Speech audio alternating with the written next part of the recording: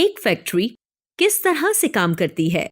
खैर, एक फैक्ट्री जो कई चीजों का निर्माण करती है, वो कई काम करती है, जैसे असेंबल करना, मॉडिफाई करना, पैक करना और फिर निर्माण की गई चीजों को ट्रांसपोर्ट करना।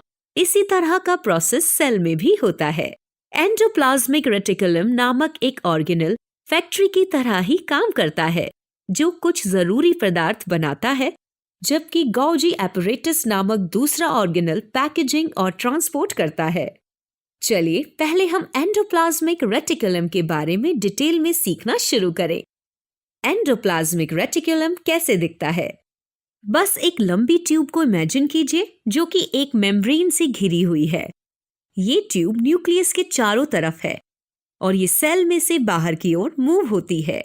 अब अगर हम ध्यान से देखें तो सभी ट्यूब एक जैसे नहीं दिखाई देती हैं।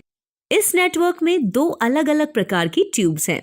ट्यूब के इस हिस्से पर कुछ पदार्थ जुड़े हुए हैं, जबकि दूसरी वाली प्लेन ट्यूब है।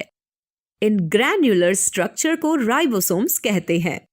जिन ट्यूब में राइबोसोम जुड़ा होता है उन्हें रफ एंडोप्लाज्मिक रेटिकुलम कहते हैं। जी हाँ, अगर ट्यूब से राइबोसोम जुड़े हों तो उसे रफ एंडोप्लाज्मिक रेटिकुलम के रूप में रेफर करते हैं। और उस ट्यूब का क्या जिनसे राइबोसोम्स अटैच नहीं है? खैर, रफ का ऑपोजिट क्या है? जी हाँ, स्मूथ। तो इन ट्यूब्स को स्मूथ एंडोप्लाज्मिक रेटिकुलम कहते हैं। तो रफ एंडोप्लाज्मिक रेटिकुलम ट्यूब के सरफेस पर राइबोसोम की मौजूदगी दर्शाता है और स्मूथ दर्शाता है कि सरफेस समान है। खैर, ये दोनों ही ट्यूब पूरे सेल में एक नेटवर्क बनाते हैं।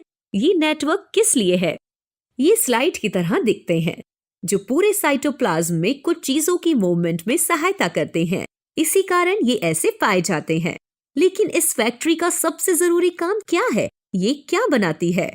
और ये राइबोसोम्स किस लिए जुड़े हैं? चलिए अगले वीडियो में देखें।